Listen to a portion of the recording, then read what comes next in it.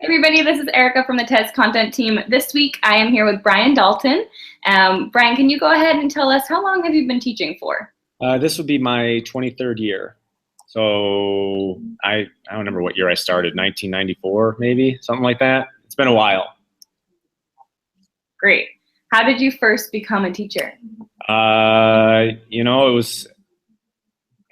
always say it came to me because all my jobs in high school, were either coaching, lifeguarding, parks and rec, working at camps, and then it just seemed to be a pattern that I like to be working, helping kids, teaching kids, coaching kids, whatever the case may be. So I think teaching came to me, I think, is more apt. Great. Have you been in the same school for the whole 23 years, or what does that look like? You know what? I have been lucky enough to be in the same school. I love West Middle School here in Rochester, Michigan, and it's wonderful kids, wonderful families, great community support. So I've never really had that, grass is greener itch to go look anywhere else. I love it here. And then we're here today to talk to you because you're our TES featured author of the week. You have been chosen by our content team as a featured author because your resources are engaging, they captivate students, and we wanted to hear directly from you. One, how did you first become interested in creating resources to sell online? I don't really, I forget how it first came across to me, but I remember, just having students and families and so forth say that a lot of the things that I've made in the past are pretty creative and thought engaging, and they're a little, a lot of my stuff is a little out there as far as what would be considered normal in a classroom. And as education, keeps moving more into this digital age,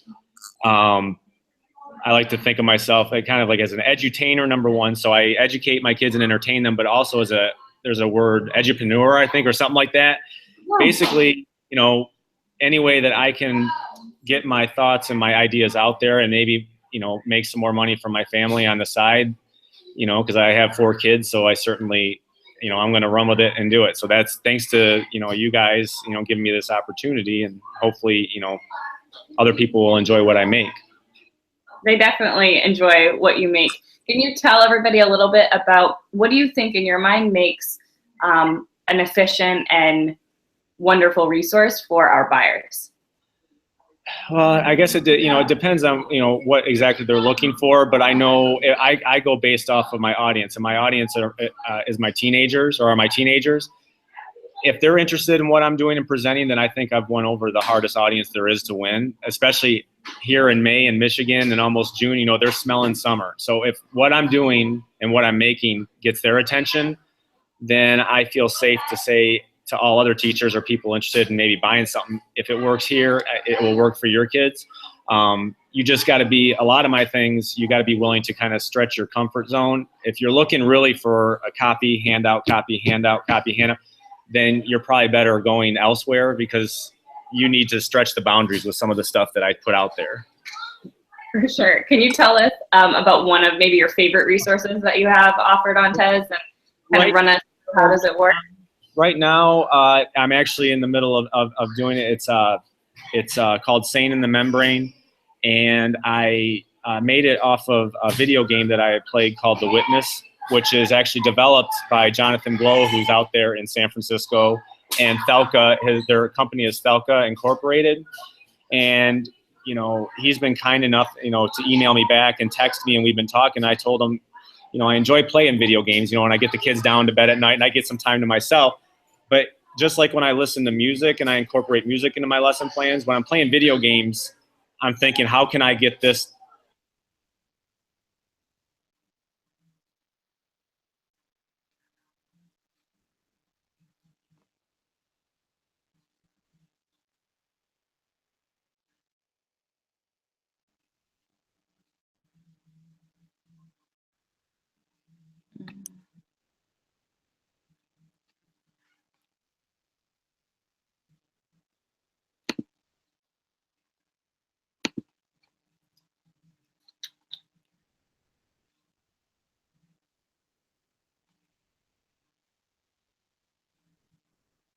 Brent, can you still hear me?